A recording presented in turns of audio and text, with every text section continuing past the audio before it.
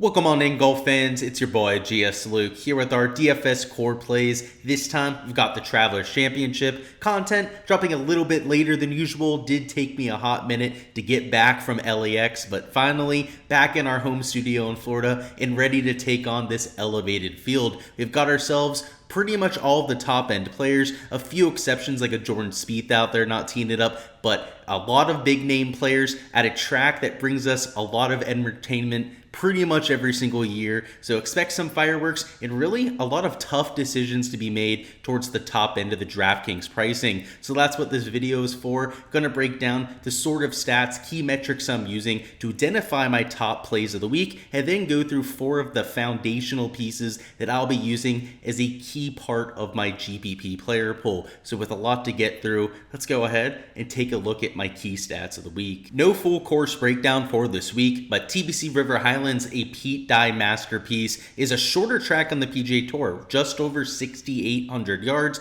a par 70, so it is at least a par 70, right? It's not a par 72 at like 6,200 yards, but definitely a wedge and short iron fest. So when we look at some of the key metrics here, you'll see that I'm weighing the 50 to 125, also that 125 to 150 yard range, a lot more than the rest. A few long irons on site, mostly on the par 3s and then the 2 par 5s on site, but a majority of those par 4s are going to be in those short iron ranges. So honing on players on those 2 buckets, probably not a bad idea. Looking at bent POA putting, also some of a player's trajectory coming in when it comes to the flat stick.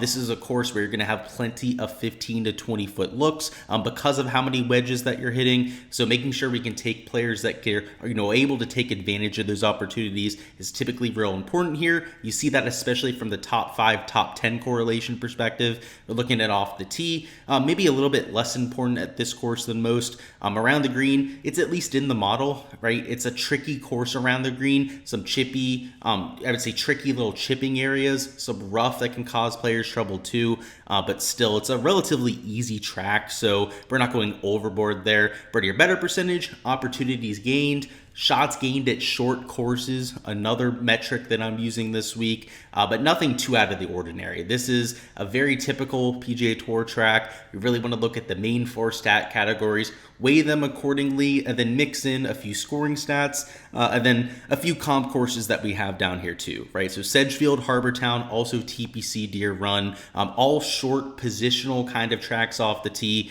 That'll compare pretty well to what we'll see in Cromwell. So when we're looking through a player pool, there's not going to be one type of player that I'm really getting to over the others, right? This isn't a bombers type of track. It's not really a short kind of plotters kind of track either. If you're a really good iron player, you can get your hay done there. If you're a really good putter, right, you can differentiate yourself in that department. Really, I would see any kind of skill set can get it done around TPC River Highlands. So don't feel like you have to handcuff yourself to one kind of skill set or the other. But definitely, right, look for some of the better plays, right? We're looking for recent form, right? We want players that are ideally really good wedge players that can sink some putts, but don't make those the only qualifying criteria that you're looking for. So when we hop over here to our core plays, it should be no surprise some of the guys we're getting to. Plenty of them have course history. Some of them are just the hottest players in the world. But more than anything, they're the sort of players that I'll be getting plenty of leverage to. So we'll go through our reasoning, of course,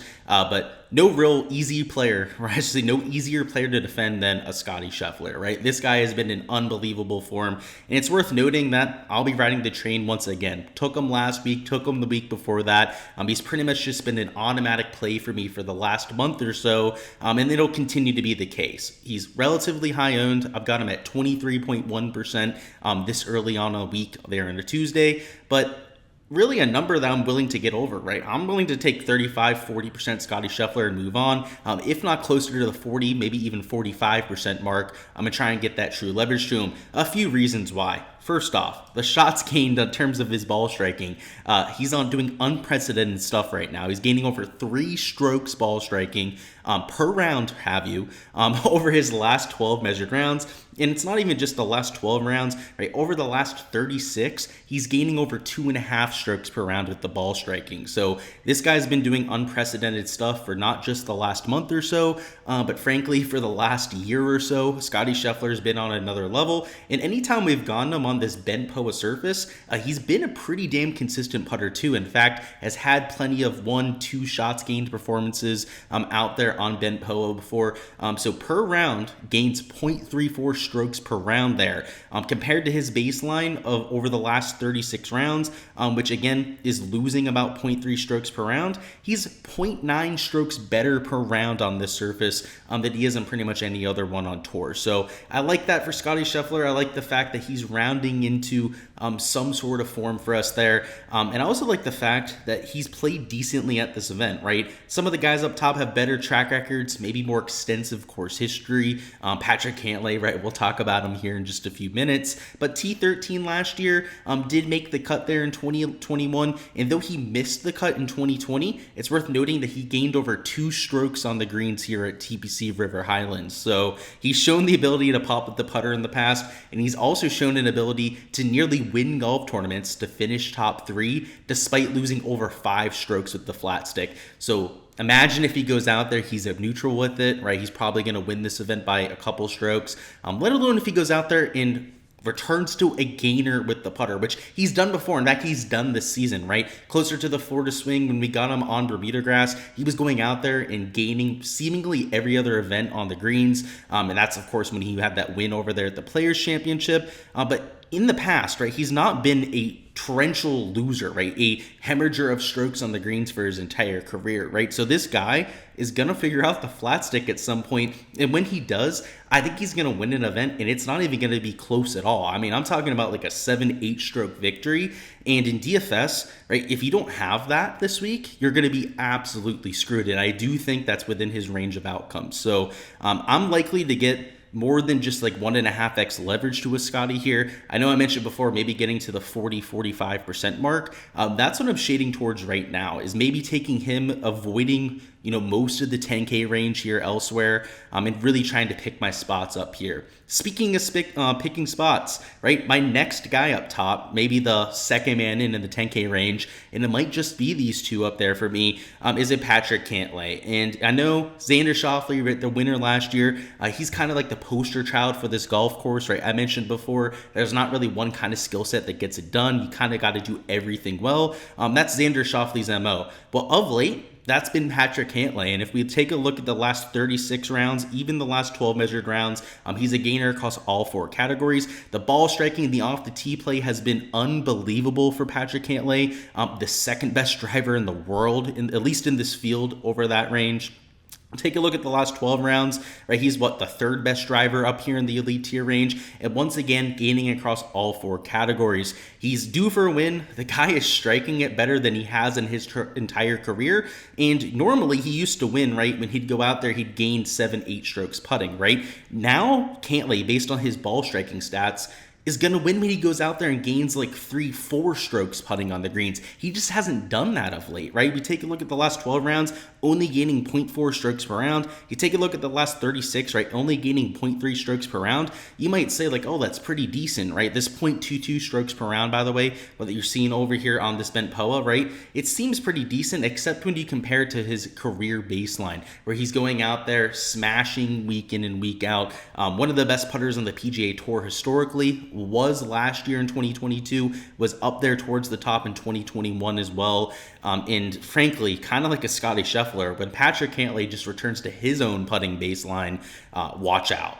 Like, he could go out there and absolutely stomp one in these fields too. So I like getting to these kind of players that have been hitting it well of late. They seemingly have a higher floor than a lot of the other players around them. Ownership would dictate that too, right? Your 2 highest owned players in the 10K range are a Scottie Scheffler and a Patrick Cantlay. But if you intend to use them like I do this week and be more aggressive in this 10K range and maybe only take 2 players, right? At this point, those are the only 2 players I have in my player pool in the 10K range. Now, I might end up adding one by the end of the week. In fact, that's pretty likely at this point. But if I were to just leave it with those 2, I could play 40-50% of both players. It'd easily get the leverage I need to the field. And frankly, I could probably fit in another player in this range, right? I can use 1-2 players in the 10K range in 10-20% of my lineups. So let's say I wanted to add John Rahm, for example, right? At like 30% ownership, maybe 35% exposure in my player pool. I could very well make that happen too. So at this point, I am leaning towards the more aggressive strategy up top here. I like to give you guys that transparency from my end. But if you wanted to take 3 players up here, you could probably make that work too.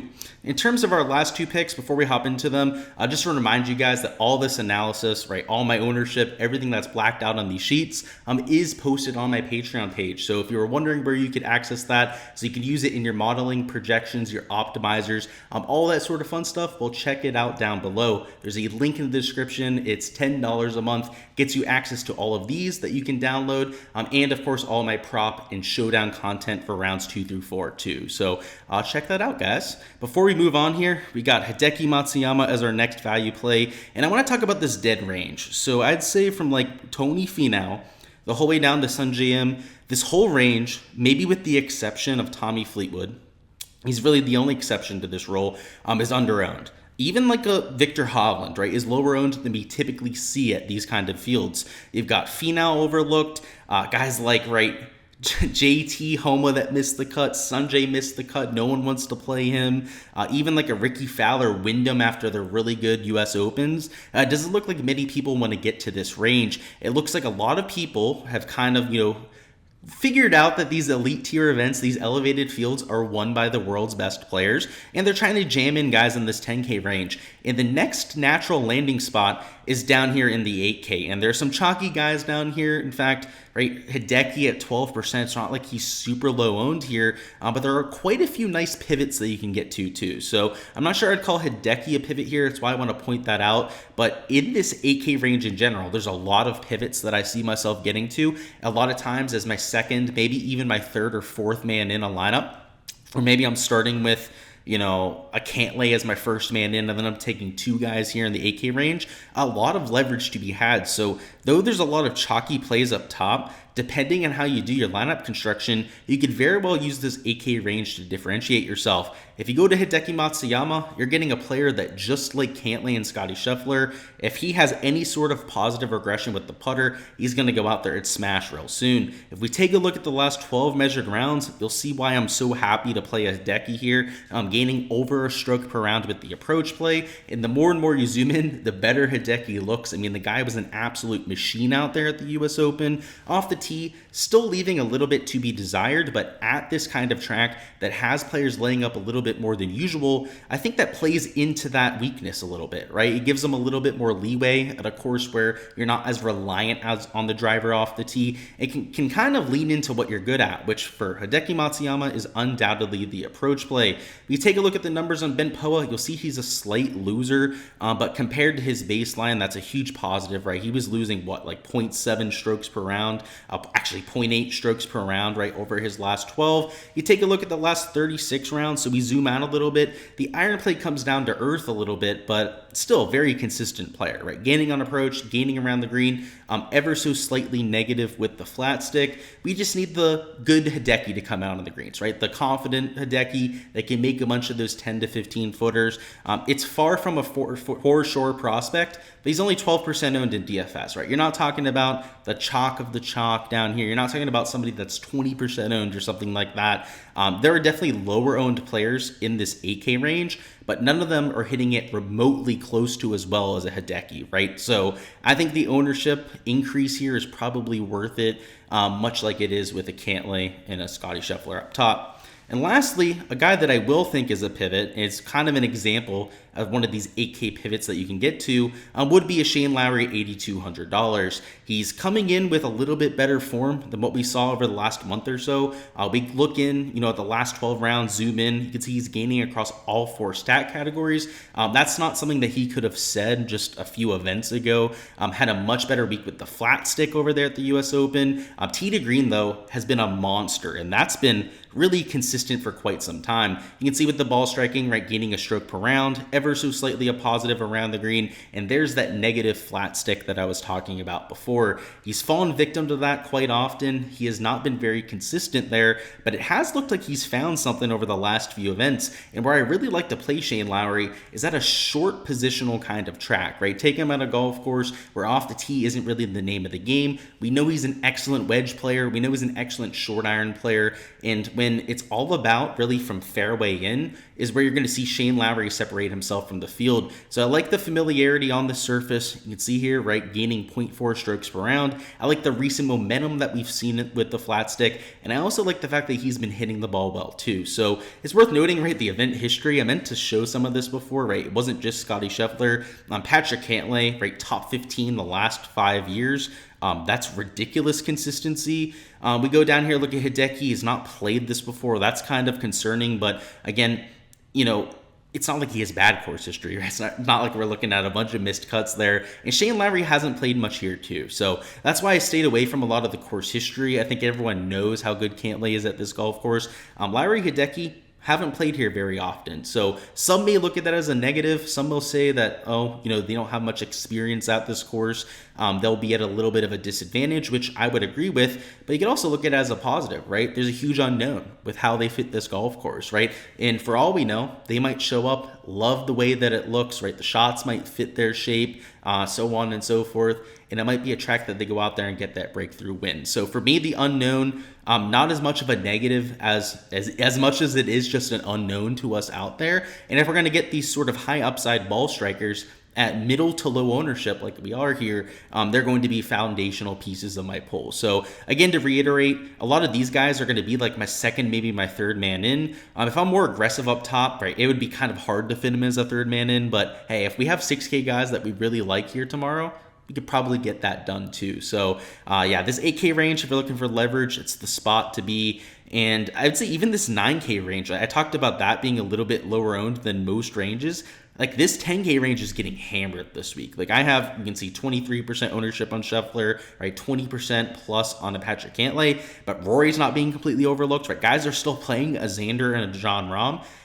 At least based on these early ownership projections, and it's not just mine, a lot of the other sites seem to agree with the same sentiment here, and it looks like a lot of people are jamming in the top of the board. So that's not only going to have ramifications on this 8 and 9K range, but as you can imagine, down in the 6 and 7K range, people are going to have to save salary at some point. So of course, we'll be going over our value plays in the next video that we do here, but all of that a result of what you see up there with the 10K plus players. Alrighty guys, that is all I've got for the core plays this week. Before you hopping out of here, go ahead, smash that like button for me, and also go ahead and comment down below who you've got winning this golf tournament, whether it's a stud, maybe it's a outside of the box option towards the bottom of the board. I'd love to hear your thoughts down below. And just for me, my personal take here, we'll go with Patrick Cantlay. I love the way that he's been striking it coming in. It kind of pains me to say it, but it feels like the guy is due for a win if he just putts to his normal baseline. So I'll go with Cantlay. Again, kind of pains me to say that with the slow play stuff, but we get a little bit more golf on TV, I guess, right? We get Cantlay into contention, and we know we're going to have a longer broadcast window. So I'll go ahead and go with Cantlay. Let me know your thoughts down below. We will have value plays dropping for this week. Again, apologize for the late content. Not going to be a course breakdown this week because of that, but we will have our live stream on Wednesday. That, of course, will be at 7 p.m. Eastern time. So if you got any questions about the course, anything you want me to break down, that'll be the perfect time for us to cover that. We'll go through the weather, some of the DFS chalk that we have to keep an eye on. We'll go through some prop content too, some of the analysis there, and get ready to go out there and have ourselves a week. I appreciate all the support on the channel. Again, smash that like button on the way out, and make sure you are subscribed to the channel too, so you don't miss any of that content in the future. I appreciate it. Best of luck out there, and I'll catch you guys on the flip side.